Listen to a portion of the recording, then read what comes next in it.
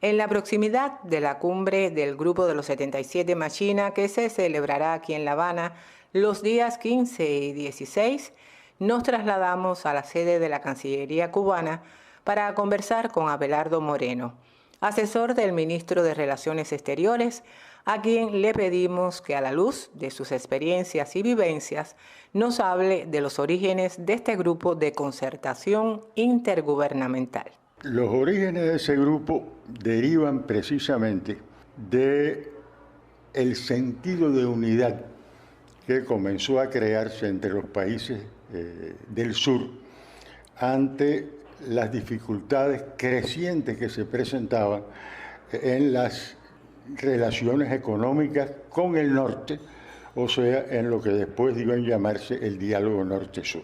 Ya desde 1963, en las vísperas de la primera conferencia de las Naciones Unidas sobre Comercio y Desarrollo, que se celebraría el año siguiente, el 64, de marzo a junio, en Ginebra, ya comenzaba a haber un fermento de esa unidad que se anunciaba y ya empezaron los países del sur a reunirse para tratar de formar un grupo que defendiera sus intereses y que pudiera presentar posiciones unitarias. Ese espíritu se concretó en la Conferencia de las Naciones Unidas sobre Comercio y Desarrollo en la UNCTAD, con la creación del que entonces se denominó Grupo de los 75, y que al final de la conferencia, con la adición de 2 países más, se transformó en el Grupo de los 77.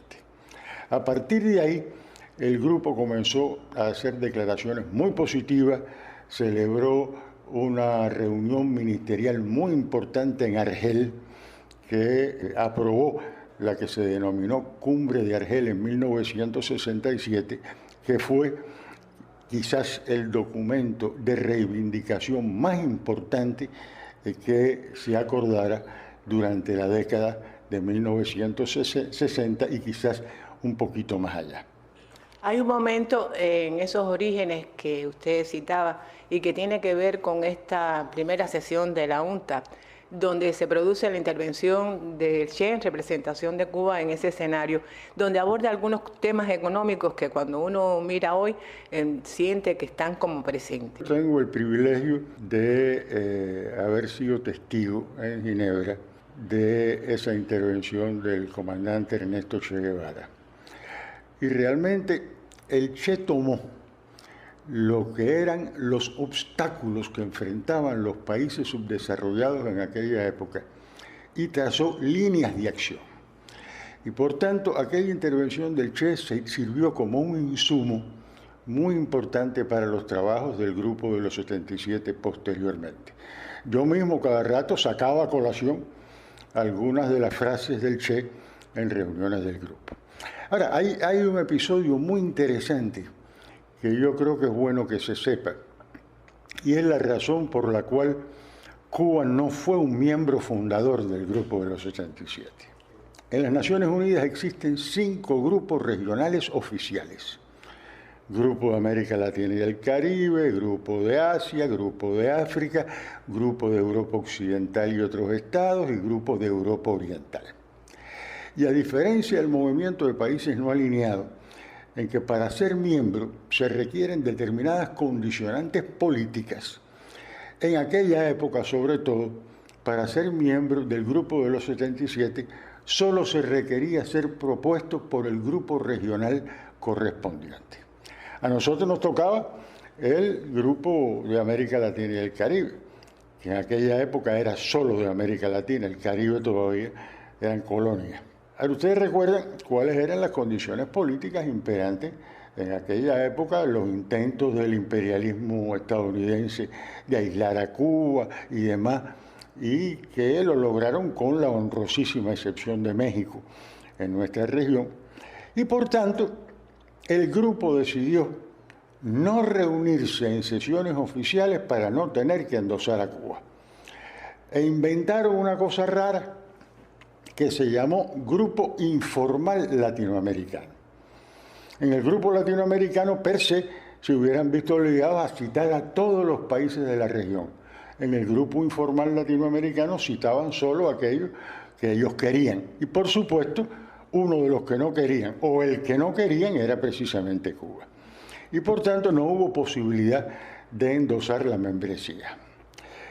Nosotros vinimos a ingresar en el grupo una década después con la ayuda del grupo árabe, que formaba parte del grupo asiático en aquella época. Yo también tuve el honor de, junto al compañero Ricardo Alarcón de Quesada, ser uno de los 2 primeros cubanos que ingresó en una reunión del grupo de los 77, recibido por el presidente del grupo asiático del momento, que el grupo asiático fue el que asumió el endoso de Cuba. Y una de las posiciones que la isla ha asumido a nivel internacional, incluso ya se venía marcando alguna posición desde aquella voluntad que hablábamos, en la que estuvo presente el Che, y miraba algunos temas relativos a la economía internacional y las grandes diferencias entre unos países y otros, y es el relativo al nuevo orden económico internacional. ¿En qué medida cree usted que este grupo puede contribuir a cambiar esta situación? Mira, ahí hay elementos históricos y elementos actuales. Históricamente, el nuevo orden económico internacional que fuera aprobado en las Naciones Unidas el 1 de mayo de 1974, a través de 2 resoluciones, 3201 y 3202, fue concebido inicialmente por el Movimiento de Países No Alineados. Movimiento de Países No Alineados en la cumbre de Argel, donde el papel de Fidel fue esencial para inclinar al movimiento de países no alineados hacia posiciones más progresistas, hacia posiciones más antiimperialistas, más anticolonialistas, más antineocolonialistas. Y uno de esos elementos fue precisamente la necesidad de que hubiera una modificación radical de la estructura de las relaciones económicas internacionales. Y ahí comienza a surgir el fermento del nuevo orden económico internacional, que después de esa factura inicial por parte de los no alineados, lo tomó en sus manos el grupo de los 77. Y el grupo de los 77 fue vital en las discusiones que se produjeron en las Naciones Unidas para la aprobación de la Declaración y el Plan de Acción para el establecimiento de un nuevo orden económico internacional, como también lo fue en la discusión sobre el documento más progresista que hubo en las Naciones Unidas en esa década y quizás en la siguiente, que fue la Carta de Derechos y Deberes Económicos de los Estados. Yo te puedo decirte que Cuba desempeñó un importantísimo papel en ambos procesos. En ambos procesos fuimos un partícipe activo, fuimos uno de los países, no el único, pero fuimos uno de los países que contribuyó a que las ideas más progresistas figuraran en esos documentos, como por ejemplo el derecho a la nacionalización, como por ejemplo el enfrentamiento a las pretensiones y a las posiciones de las empresas transnacionales, solo para mencionarte 2 casos. Y de ahí el movimiento continuó en una línea ascendente hasta un determinado momento en que ya no podía avanzar más, porque precisamente las ideologías presentes en el grupo, la presión del imperialismo y demás impedían que el movimiento avanzara más allá. Incluso en la década siguiente, el grupo de los 77 trabajó por lo que se denominó negociaciones globales para el desarrollo y la cooperación económica internacional, y que entrañaban un progreso en el diálogo norte-sur para esa reestructuración, y eso fue frustrado por Estados Unidos. Estados Unidos y las demás potencias capitalistas desarrolladas.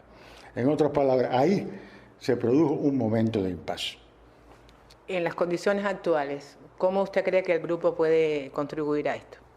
Mira, el grupo tiene muchos elementos a su favor.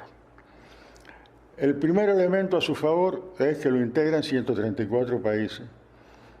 Y si tú miras que miembros de las Naciones Unidas son 193 estados, te das cuenta que más de las 2/3 partes de los integrantes de las Naciones Unidas son miembros del grupo de los 77 más China.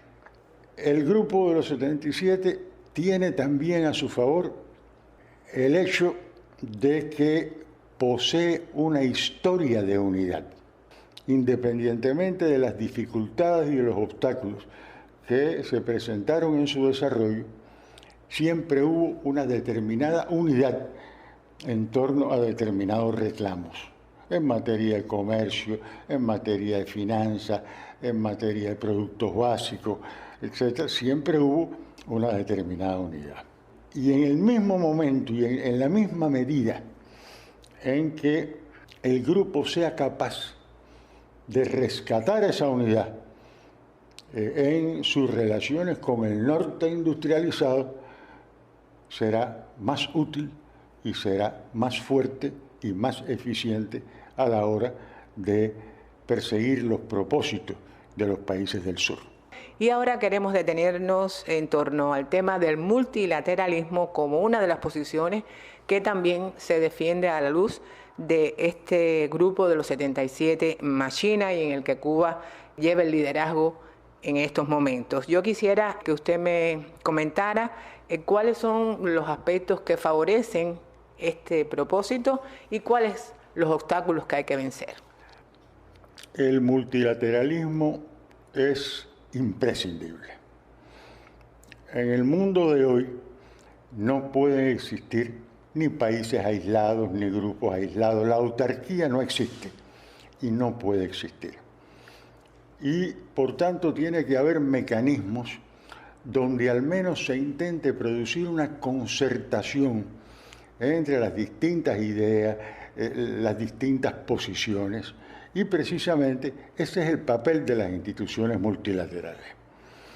A mí más de una vez alguien me ha dicho que, bueno, que por qué existen las Naciones Unidas, si dentro de las Naciones Unidas y los propósitos de la ONU hay tanto sin cumplir. Yo le digo, bueno, mira, si las Naciones Unidas no existiera, habría que crearlas, porque tienen que haber un foro y tiene que haber un mecanismo en el cual los países puedan discutir, puedan encontrarse, puedan tratar de buscar soluciones a los problemas globales de la humanidad, sobre todo aquellos como el cambio climático, como los problemas de los refugiados, como la migración internacional, que requieren que todos los países estén de una forma u otra involucrados en la búsqueda de soluciones. Y esa es la esencia del multilateralismo.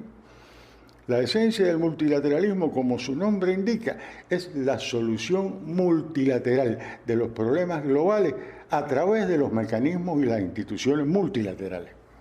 Pasamos a lo que es la inspiración, el lema, el tema central que propone Cuba cuando habla de los retos actuales del desarrollo, papel de la ciencia, la tecnología y la innovación. ¿Por qué? Mira, yo creo que uno de los países más apropiados del mundo para poder hablar de ciencia, tecnología e innovación y para poder ser sede de una cumbre del Grupo de los 77 sobre ese tema es Cuba.